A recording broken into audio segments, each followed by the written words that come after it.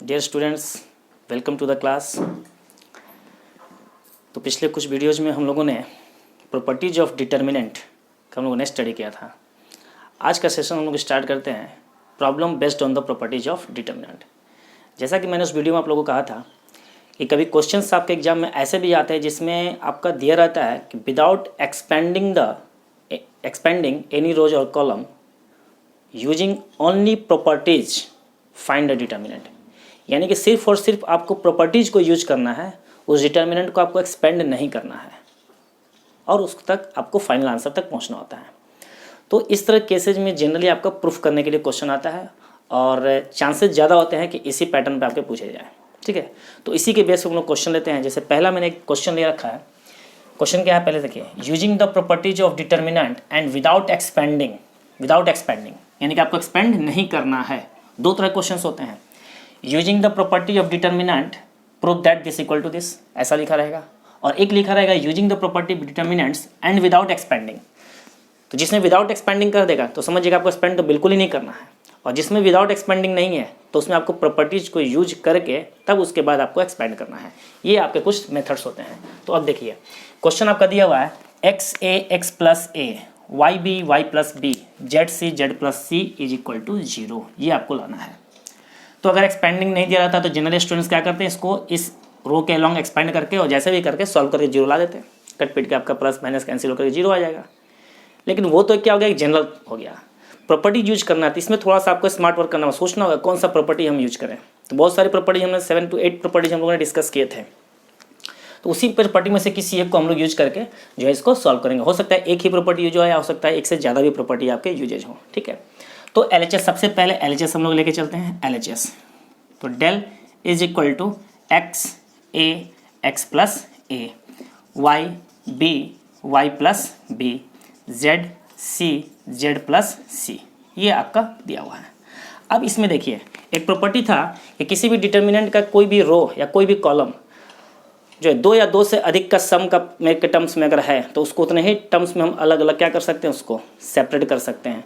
तो यहाँ पे देखिए जो C3 है सम ऑफ 2 टर्म्स हैं। इसमें C3 का every elements represented as a sum of 2 terms, तो इसको हम 2 पार्ट्स में सेपरेट कर सकते हैं उस प्रॉपर्टी के थ्रू।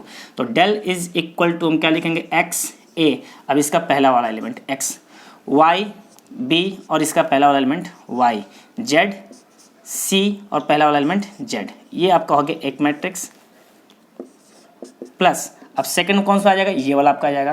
तो x y a sorry x a y b b z c c z c c. ठीक है, फिर समझिए जो ये रूल था आपका दिखा हुआ था उसमें पहले क्या था, एक टर्म ये दोनों तो आपका एज इट इज आ जाएंगे सब में, ये दोनों एज इट इज दोनों में देखिए आपका सम आ रहा है। एक पहले वाले में ये वाला टर्म आएगा थर्ड कॉलम के लिए और दूसरे वाले डिटर्मिनेंट में सेकंड पार्ट आपका आ जाएगा। तो ए बी सी इसमें आ गया और इसमें क्या आ गया, एक्स वाई जेड आ गया। एक प्रॉपर्टी आपका यहाँ पे यूज हुआ। अब दूसरा प्रॉपर्टी क्या देख रहे हैं हम लोग कि इस वाले मैट्रिक्स में C1 and C3 are identical और इसमें C2 and C3 are identical. तो एक प्रॉपर्टी ये भी था कि इफ एनी 2 रोज और 2 columns are identical then its determinant is 0। तो अब बताइए इसका डिटर्मिनेंट क्या होगा, 0 होगा। क्यों, क्योंकि इसमें C1 and C3 are identical और इसमें C2 and C3 are identical. तो यहाँ पे क्या लिखेंगे, इस वाले में लिखेंगे यहाँ पे ऐसे करके आइडेंटिकल, यहाँ पे आइडेंटिकल लिखेंगे। ये क्या हो गया आपका आइडेंटिकल, और इस वाले में ये दोनों क्या हो गया आपके आइडेंटिकल हो गए, आइडेंटिकल। तो इस वजह से इन दोनों का डिटर्मिनेंट क्या हो गया आपका 0 हो गया। तो therefore del is equal to 0 plus 0 is equal to 0। तो ये आपका प्रूफ करना था। 2 प्रॉपर्टीज आपके यूज हुए, पहला प्रॉपर्टी यहाँ पे और सेकंड प्रॉपर्टी आपका यहाँ पे। तो चाहे तो आप स्टेटमेंट के टर्म में भी ले सकते हैं कि इन दिस, यहाँ पे एरो दे करके ऐसा लिख सकते हैं, एरो ऐड करके कि C1 and C3 are identical, और यहाँ पे एरो दे के लिख सकते हैं C2 and C3 are identical therefore del equal to 0। तो इस तरह से प्रॉपर्टी को यूज करके हम जो है बहुत ही आसानी से हम लोग जो है इसको हम लोग सॉल्व कर सकते हैं। तो हम लोग नेक्स्ट एग्जाम्पल की तरफ मूव करेंगे। तो अब नेक्स्ट क्वेश्चन की तरफ मूव करते हैं हम लोग। तो नेक्स्ट क्वेश्चन आपके पास है, हेडिंग आपका वही है। ये आपका एक डिटर्मिनेंट दिया हुआ है, ठीक है, b plus c q plus r y plus z c plus a r plus p z plus x a plus b p plus q x plus y. This is equal to 2 times of a p x b q y c r z. जरा ध्यान से देखिए, इसमें जो ये सारे terms किस में हैं, ए बी सी से आ रहे हैं, ये पी क्यू आर का रिलेशन है, और ये सब किस में, एक्स वाई जेड, 3 वेरिएबल में है। तो यहाँ से आपका क्या आ रहा है, ए बी सी, यहाँ से क्या आ रहा है, पी क्यू आर, और यहाँ से क्या आ रहा है, एक्स वाई जेड आपका आ रहा है। ठीक है, तो यहाँ पे भी हमें जो है प्रॉपर्टीज को यूज करके हमें इसको जो है सॉल्व करना है। तो डेफिनेटली हम लोग LHS लेके चलेंगे। अब यहाँ पे देखिए, अगर आपके दिमाग में ये चीज़ जा रहा है कि यहाँ भी सम के टर्म में दिया रहा है, इसको अलग अलग कर लें, तो इसको अगर आप अलग अलग करते हो तो बहुत बड़ी गलती करोगे, क्योंकि कितने सारे डिटर्मिनेंट्स इसमें सम में हो जाएंगे कि आप कंफ्यूज हो जाओगे किसे कैसे करें। ठीक है ना, तो इसको हम लोग जो है सेपरेट नहीं करेंगे। हाँ, अगर सिंगल इस रो में या इस रो में सम के टर्म में रहता तो हम सेपरेट कर सकते थे पिछले वाले केस की तरह, लेकिन यहाँ पे हर एक टर्म में आपका है, इसलिए इसको तो उस मेथड पे तो जाएंगे नहीं। ठीक है, अब देखिए, अब इसको जो हम लोग सॉल्व करने की कोशिश करते हैं, तो सबसे पहले हम लोग LHS ले लेते हैं। तो देखिए LHS B plus c, q plus r, y plus z, c plus a, r plus p, z plus x, a plus b, p plus q and x plus y. देखिए, डिटर्मिनेंट सॉल्व करने का तरीका ये होता है कि सबसे पहले आप रो वाइज सभी को ऐड करके चेक करो, या कॉलम वाइज सभी को ऐड करके चेक करो। ठीक है, एक बार हम लोग क्या चेक करेंगे, रो वाइज, यानी कि R1 plus R2 plus R3 तीनों को ऐड करके चेक करें, या फिर C1 plus C2 plus C3 को ऐड करके चेक करें कोई कॉमन फैक्टर आ रहा है कि नहीं आ रहा है। तो ये देखिए, अगर हम लोग इधर से सभी को ऐड करते हैं तो 2 times of A plus B plus C हो जाएगा, ये 2 times of P plus Q plus R हो जाएगा, और ये 2 times of X plus Y plus Z हो जाएगा। यानी कि सभी में 2 times of A plus B plus C, 2 times of P plus Q plus R and 2 times of X plus Y plus Z, 2 सभी में आएगा।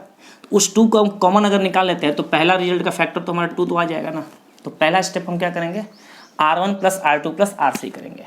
C1 plus C2 plus C3 हमने इसलिए नहीं किया क्योंकि सारे वेरिएबल्स अलग अलग हैं, ये BC है, ये QR है, ये YZ है, कोई रिलेशन आपको नहीं मिला, कोई भी चीज़ कॉमन आपका नहीं आएगा। तो इस वजह से हम क्या करेंगे, पहला ऑपरेशन क्या लेंगे, इसको हम डेल से रिप्रेजेंट कर रहे हैं। पहला ऑपरेशन क्या करेंगे, यहाँ पे R1 को चेंज करेंगे R1 plus R2 plus R3।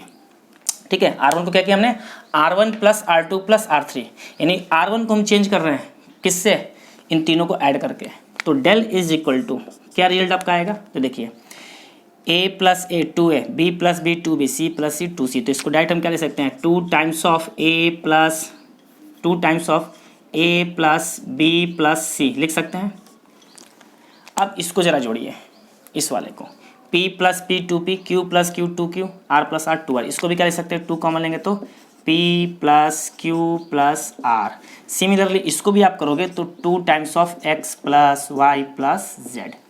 बाकी R2 को तो आपने चेंज किया नहीं है, R3 को आपने चेंज किया नहीं है, इसलिए R2 एज इट इज आएगा, R3 भी एज इट इज आएगा।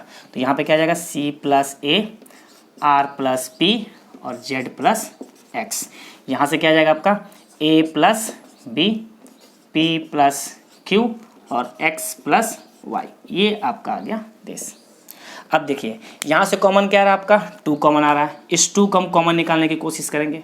तो 2 को जब हम कॉमन निकालेंगे तो 2 कॉमन निकालोगे तो क्या आ जाएगा, यहाँ से आप ऐसे लाइन खींच लीजिए, तो del is equal to 2 common निकालिए, थोड़ा छोटा हो जाएगा, इसको हम ऐसा करते हैं, इसको इरेज करते हैं। तो आप इसको जो है नोट कर लीजिएगा, मैं इसको इरेज कर रहा हूँ। ठीक है, ये स्टेप। अब देखिए, तो अब यहाँ से जो है हम लोग अगर कॉमन लेते हैं तो कॉमन लेने पे क्या आ जाएगा, डेल इज इक्वल टू 2 आपका कॉमन आ जाएगा, क्या बच जाएगा, A plus B plus C, P plus Q plus R, X plus Y plus Z, और यहाँ पे क्या आ जाएगा आपका C plus A, R plus P, Z plus X। यहाँ पे क्या आ जाएगा आपका A प्लस B, यहाँ पे क्या आ जाएगा P प्लस Q और X प्लस Y, ये आपका आ गया टर्म। ठीक है, अब इसको जो है हम लोग क्या कर सकते हैं, यहाँ से अब हम कोशिश करेंगे रिजल्ट की तरफ। हमें लाना क्या है, A B C P Q R N X Y Z लाना है। अब देखिए, अगर इसमें से इस R2 में से इसको माइनस करते हैं, चेंजेस क्या करेंगे हम लोग, R2 को, देखिए R2 को करेंगे चेंज R2 माइनस R1, और उसी तरीके से R3 को भी चेंज करेंगे हम लोग R3 माइनस R1। ठीक है, तो अब देखिए del is equal to 2 times of R1 को हम चेंज नहीं कर रहे हैं, R1 को तो ऐसे ही रहने दीजिए। तो क्या लिखेंगे, A plus B plus C, P plus Q plus R, X plus Y plus Z।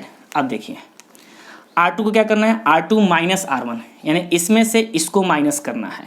तो C प्लस A में से अगर आप इसको माइनस करोगे तो क्या बचेगा, यहाँ पे माइनस B बचेगा।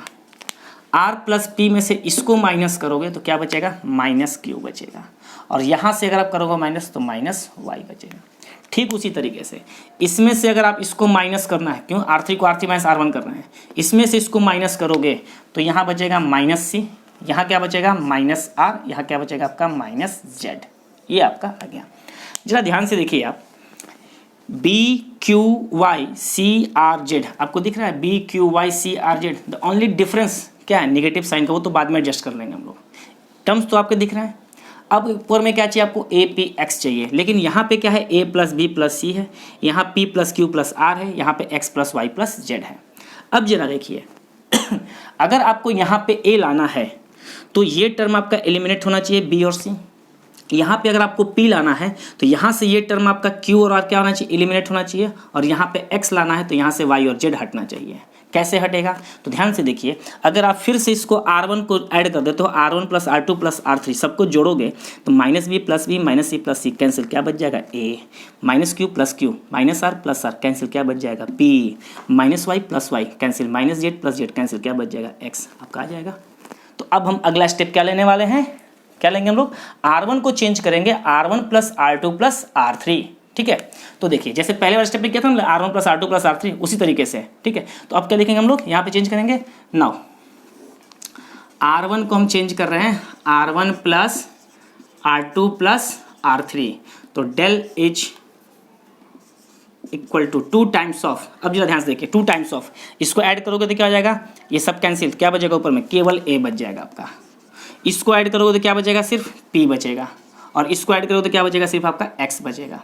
अब R1 को आपने चेंज कर लिया, R2 और R3 को कोई चेंजेस नहीं कर रहे हो आप। सिमिलरली क्या लिखोगे, minus B minus Q minus Y minus C minus R minus Z। अब जरा ध्यान से देखिए, इस R2 से माइनस कॉमन ले लीजिए और इस R3 से माइनस कॉमन ले लीजिए, क्या हो जाएगा, माइनस इंटू माइनस। तो दोनों को जब माइनस कॉमन लोगे तो 2 इंटू माइनस 1 कॉमन ले रहा हूँ, तो माइनस 1 यहाँ से भी और माइनस 1 यहाँ से भी, तो क्या हो जाएगा, माइनस 1 दोनों जगह से कॉमन ले लो। A B C P Q R C sorry X Y Z, तो दिस इज इक्वल टू क्या आ गया, 2 times of A B C P Q R X Y Z। ये आपको ये रिजल्ट डालना था ना, ये आपका आ गया, प्रूफ हो गया। तो इस तरीके से जो हम लोग प्रॉपर्टीज को यूज करके हम लोग सॉल्व कर सकते हैं। तो ये क्वेश्चन बहुत इंपॉर्टेंट है, ये कम से कम मान के चलो आप 5 से 6 बार आपका CBSE एग्जाम में ये क्वेश्चन आपका आ चुका है, ICSE में भी कई बार ये आपका आ चुका है क्वेश्चन। तो क्वेश्चन बहुत इंपॉर्टेंट है, तो इसको जरा ध्यान से आप लोग इसको जो है, ऐसे क्वेश्चंस को हम क्या कहते हैं, बार बार रिपीट करते हैं कुछ इंटरवल्स पे, हमेशा ऐसा नहीं कि एक बार बना लिया उसको छोड़ दिया, नहीं, आप रेगुलर इंटरवल जो क्वेश्चन इस टाइप्स का थोड़ा सा कॉम्प्लिकेटेड हो उसको आप बुक में अपने मार्क कर दो। ठीक है, क्योंकि उससे हमें बार बार एक रेगुलर इंटरवल पे क्या करना है, हमेशा प्रैक्टिस करना है। तो ये चीज़ आप हैबिट में अगर डालोगे तो आपको एग्जाम टाइम में कभी भी आपको बर्डन नहीं आएगा, हमेशा वो चीज़ जो है आपके दिमाग में रहेगा। ठीक है ना, तो नेक्स्ट एग्जाम्पल हम देखते हैं। तो अब आपके सामने नेक्स्ट क्वेश्चन है, सेम वही प्रोसेस, आपका प्रॉपर्टीज आपको सिर्फ यूज करना है और विदाउट एक्सपेंडिंग आपको प्रूफ करना है determinant of this is equal to 0।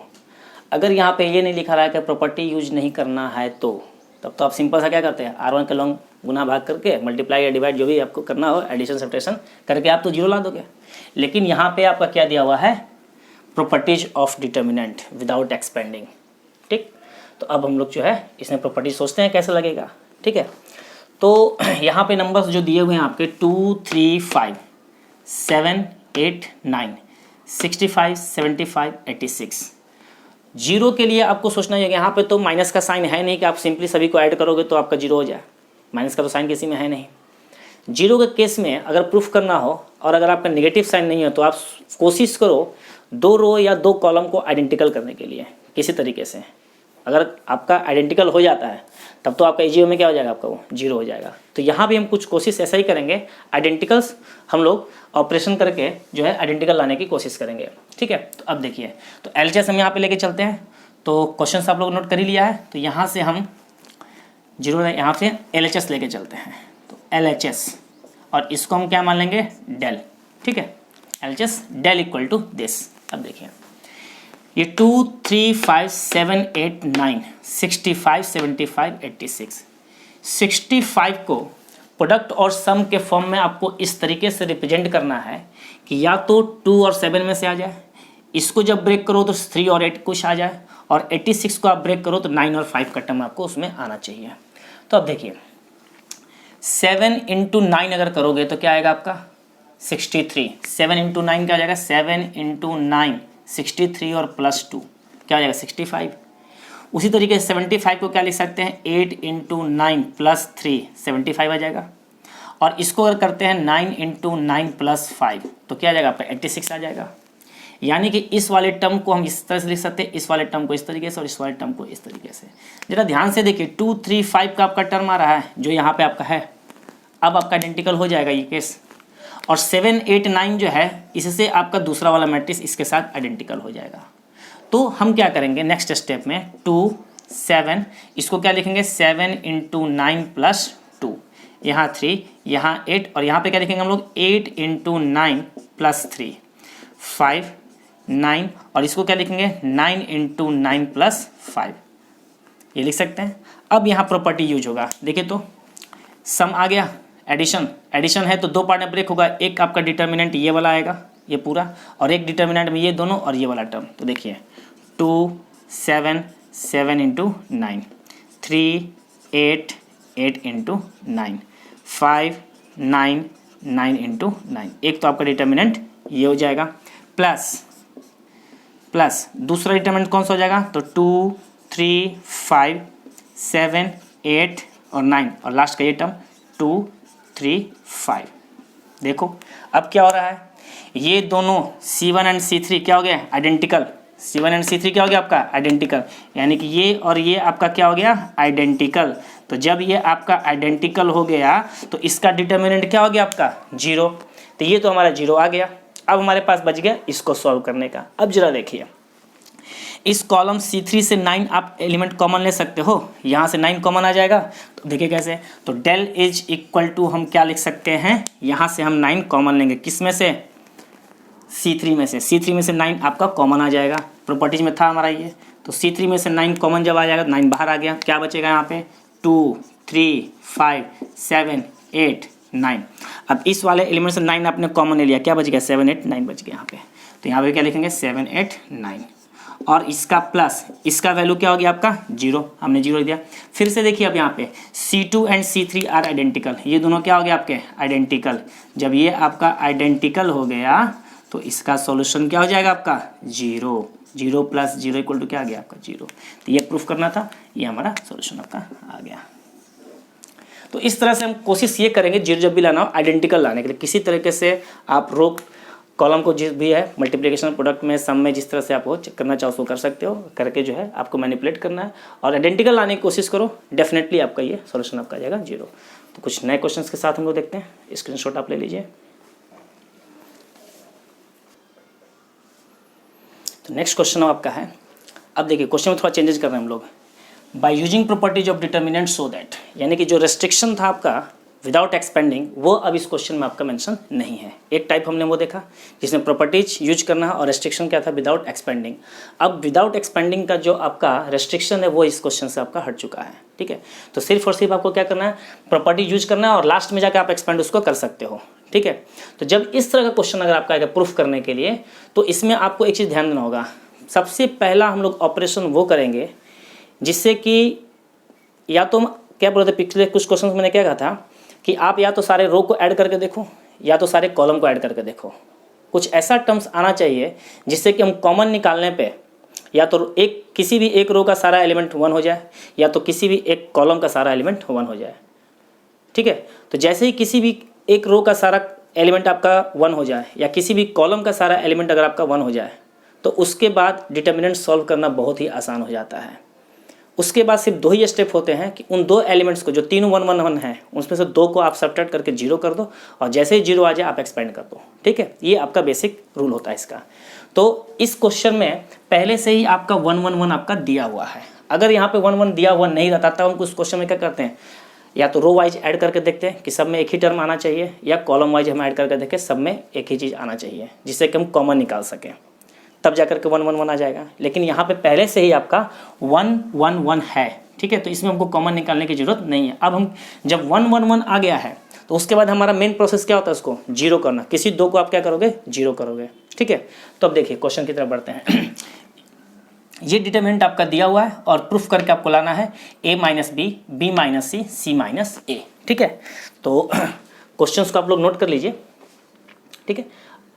अब मैं इसको जो है यहाँ से इसको LHS लेके चल रहा हूँ, ठीक है। तो LHS हम लोग लेके चलते हैं। देखिए हमें प्रूफ करना है this equal to a minus b, b minus c, c minus a. Question आपने नोट कर लिया। अब मैं इसको लेके चलता हूँ LHS। तो अब देखिए LHS हम लोग यहाँ से लेके चलते हैं, this is equal to LHS। LHS में हमने इसे मान लिया डेल से रिप्रेजेंट कर रहे हैं। किसी भी डिटरमिनेंट को हम किससे रिप्रेजेंट कर सकते हैं, डेल्टा से। तो डेल्टा से हमने लिख लिया दिस। अब यहाँ पे मैंने क्या कहा कि 1 1 1 तो ऑलरेडी आपका है। अब हमें किसी दो को हमें क्या करना है, जीरो करना है। किसी भी दो एलिमेंट को हमें क्या करना है, जीरो करना है। जीरो कैसे होगा, 1 है, जीरो कैसे होगा, सब्ट्रैक्ट करेंगे। तो देखिए R1 को हम क्या करेंगे, R1 माइनस R2 करेंगे। जब इस रो में से इसको माइनस करेंगे तो क्या हो जाएगा, R1 को हमने क्या किया, R1 माइनस R2, तो 1 माइनस 1 क्या हो जाएगा, जीरो हो जाएगा, ठीक। R1 को हमने चेंज कर दिया। अब R2 को भी चेंज करेंगे। R2 को हम क्या करेंगे, R2 माइनस R3, क्योंकि R1 को तो पहले मैंने चेंज कर लिया। अब क्या बच गया, R2 और R3 में से किसी एक को जीरो करना है। हम R2 को ले रहे हैं। तो R2 जीरो कैसे होगा, जब इस 1 में से इसको माइनस करेंगे। तो R2 माइनस R3 हमने कर दिया। अब देखिए दिस इज इक्वल टू, अब लिखिए 1 माइनस 1 क्या हो जाएगा, zero. a minus b, a minus b, a square minus b square. R1 आपका कंप्लीट। अब R2 को आपको चेंज करना, R2 minus R3। 1 minus 1 zero, b minus c, और ये क्या जाएगा, b square minus c square. R3 तो कुछ हो बचा ही नहीं, जो है उसको लिख दीजिए आप, 1c सी स्क्वायर। ये आपका आ गया दिस। अब जैसे ही किसी भी रो या किसी भी कॉलम का दो एलिमेंट जीरो हो जाए आप उसको एक्सपेंड कर सकते हो, ठीक है। लेकिन इस केस में एक्सपेंड करने से पहले हमें एक चीज़ और दिखाई दे रहा है यहाँ पे। यहाँ से a square minus b square को a minus b into a plus b लिख सकते हैं। इसको हम b minus c into b plus c लिख सकते हैं। तो हम यहाँ पे लिखेंगे इसको zero a minus b into a plus b, यहाँ पे लिखेंगे। ये जीरो b माइनस सी, ये क्या हो जाएगा आपका b minus c into b plus c. ये 1 यहाँ पे c और ये आपका सी स्क्वायर। अब जरा ध्यान से देखिए R1 से क्या कॉमन आ रहा है, a माइनस बी। जीरो में से तो कुछ भी कॉमन निकाल सकते हैं हम। तो R2 से क्या कॉमन आ रहा है, b माइनस सी। हमें प्रूफ करना था ना a minus b, b minus c into c minus a. दो टर्म तो दिख रहा है, तो हम यहाँ पे लिखेंगे क्या, a माइनस बी, यहाँ पे लिखेंगे taken a minus b and b minus c common from R1 and R2 respectively,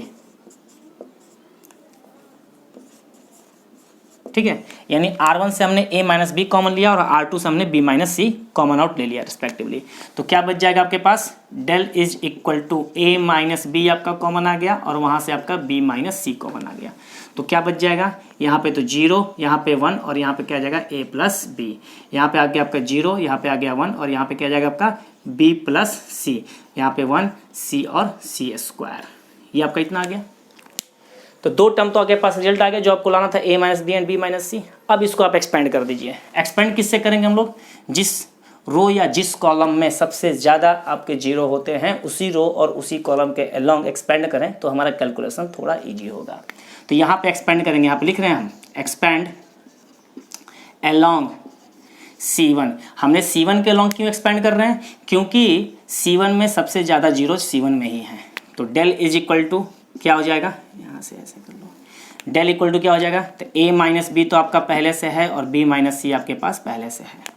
अब ये तो जब हम जिस भी रो या जिस भी कॉलम के लॉन्ग एक्सपेंड करते हैं उसके हर एक एलिमेंट्स के साथ माइनर को मल्टीप्लाई करते हैं। तो जीरो हम उसको ऐसे क्या करेंगे, हाइड कर देंगे, डिलीट कर देंगे, मैंने जैसे पहले लिया था। और एक एक एलिमेंट को लेंगे तो जीरो इंटू कुछ भी करेंगे जीरो ही आएगा, जीरो वाला भी जीरो ही आएगा। तो क्या बचेगा, सिर्फ 1।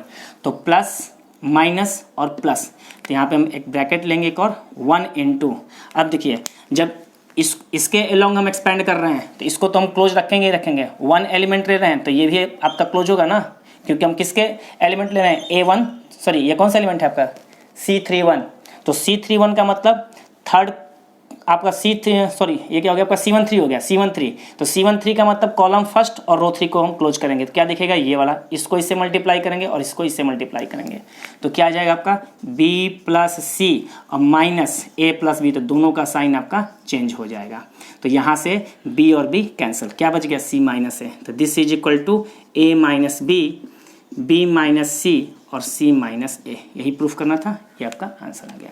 तो फिर से एक बार देखिए, अभी तक हम लोगों ने पिछले कुछ वीडियोज में क्या देखा था कि R1 के लॉन्ग एक्सपेंड जब करते थे तो ये पहला एलिमेंट लेते थे और इसको क्लोज करते थे ऐसे, इसमें मल्टीप्लाई करके सॉल्व, फिर इस वाले एलिमेंट को लेते थे तो इसको भी क्लोज कर दिया, इन दोनों को और इसको सॉल्व करते थे, फिर इसको लेते थे हम लोग, इसको क्लोज करते थे, इसको सॉल्व करते थे, लेकिन अब हम लोग C1 के लॉन्ग एक्सपेंड कर रहे हैं। मैंने डिटर्मिनेंट के स्टार्टिंग में ही बताया था कि आप किसी भी रो या किसी भी कॉलम के लॉन्ग एक्सपेंड करो, रिजल्ट में कोई फर्क नहीं पड़ेगा। अगर आपको यहाँ पे दिक्कत लग रहा है कि जीरो से इसको एक्सपेंड करें, आपको इसके लॉन्ग एक्सपेंड करने की हैबिट बनी हुई है, तो आप वहाँ से भी करोगे तब भी रिजल्ट आपका वही आएगा, कोई चेंजेस आपका नहीं आएगा, ठीक है। अगर आप R1 के लॉन्ग एक्सपेंड करना चाहते हो तब भी आपका रिजल्ट यही आएगा, रिजल्ट में कोई चेंजेस नहीं आएगा, लेकिन कोशिश हमेशा ये करना चाहिए कि जिस रो या जिस कॉलम में सबसे ज़्यादा जीरोज हैं उसी के लॉन्ग आप एक्सपेंड करो। तो फिर से एक बार देखिए, हमने इसके लॉन्ग एक्सपेंड कर रहे हैं तो पहला एलिमेंट हम जीरो लेंगे, तो जीरो इंटू इसको हम क्लोज करेंगे और इसको भी क्लोज करेंगे ना, इसको ऐसे क्लोज करेंगे, तो जीरो इंटू ये, तो जीरो में किसी भी चीज़ से मल्टीप्लाई करो जीरो, इसलिए मैंने यहाँ लिखा नहीं। फिर उसके बाद अगला टर्म भी क्या है आपका जीरो है, अब इसके लिए मैं किसी भी मैट्रिक्स ऑर्डर से मल्टीप्लाई करेंगे जीरो ही आएगा। नेक्स्ट एलिमेंट आपका 1 है, लेकिन हाँ साइन क्या होगा आपका, हम लोग उसमें भी जगह चाहते हैं प्लस माइनस प्लस, तो यहाँ देखिए प्लस माइनस प्लस, इसलिए यहाँ पे प्लस का साइन है, प्लस आपका छुपा हुआ है, तो 1 इंटू, तो अब इसको जब करेंगे तो ये तो आपका क्लोज रहेगा ही रहेगा, अब ये भी आपका क्लोज हो गया, तो ये आपका क्लोज और ये आपका क्लोज, क्या दिख रहा है आपको, सिर्फ ये 2/2 का, तो 2/2 का हमें पता है कि इसको इससे मल्टीप्लाई करते हैं, माइनस इसको इससे मल्टीप्लाई, इसे मल्टीप्लाई करा B प्लस C आ गया, माइनस इसे मल्टीप्लाई करेंगे तो दोनों का साइन क्या हो जाएगा नेगेटिव, इसलिए माइनस A माइनस B हो गया, B और B cancel, C minus A, ये प्रूफ करना था, ये आपका आ गया। तो डिटर्मिनेंट में आप हमेशा कोशिश ये करना, जब भी आपको प्रूफ करने के लिए आए, by using properties of determinant, expanding का कोई टेंशन नहीं है अगर उसमें, तो आप सिंपली क्या करोगे, इस वाले केस में तो 1 1 1 था तो आसानी हो गया कि आपका क्या जीरो कर दिया फटाफट आपने, लेकिन जिसमें 1 1 1 नहीं है तो आप उसको या तो सारे रोज को आप ऐड करके देखोगे क्या सब में कॉमन आ रहा है कि नहीं आ रहा है, या फिर आप कॉलम वाइज उसमें ऐड करके देखोगे सब में एक ही चीज़ कॉमन आ रहा है कि नहीं आ रहा है। अगर एक ही चीज़ कॉमन आता है तो आप फटाफट उसको ऐड कीजिए, कॉमन करके बाहर निकालिएगा तो सारा 1 1 1 आ जाएगा। जैसे ही 1 1 1 आ गया आप उसमें से 2 को आप जीरो कर दो, और जैसे ही 2 जीरो आ गया उसके बाद आप एक्सपेंड कर दो, और उसके बाद देख लो कुछ और तो कॉमन नहीं आ रहा, अगर कॉमन नहीं आ रहा वहीं पे आप एक्सपेंड कर दो, एक्सपेंड कर दोगे आप आंसर तक पहुंच जाओगे। तो ये डिटर्मिनेंट का ये रूल होता है सॉल्व करने का, ठीक है। तो आप जो है अब इसके बेस पे आप लोग जो है क्वेश्चंस को आप सॉल्व कर सकते हैं, जिस भी बुक से करना आप सॉल्व कर सकते हैं, और जो भी कुछ डाउट आपको लगे तो आप कमेंट्स में बिल्कुल आप डाल सकते हैं, उसका सोल्यूशन आपको जरूर प्रोवाइड किया जाएगा, ठीक है। तो आज का सेशन हम लोग यहीं पे एंड करते हैं, थैंक यू, और आशा करते हैं कि आप लोग क्वेश्चंस को ज़्यादा से ज़्यादा सॉल्व करेंगे। इसके बेसिस पे नहीं समझ में आता है आप कमेंट्स डालिए कि किस में प्रॉब्लम है, फिर से एक नए वीडियो के साथ नेक्स्ट एक्सप्लेनेशन के साथ आपके सामने आ जाएगा। Thank you.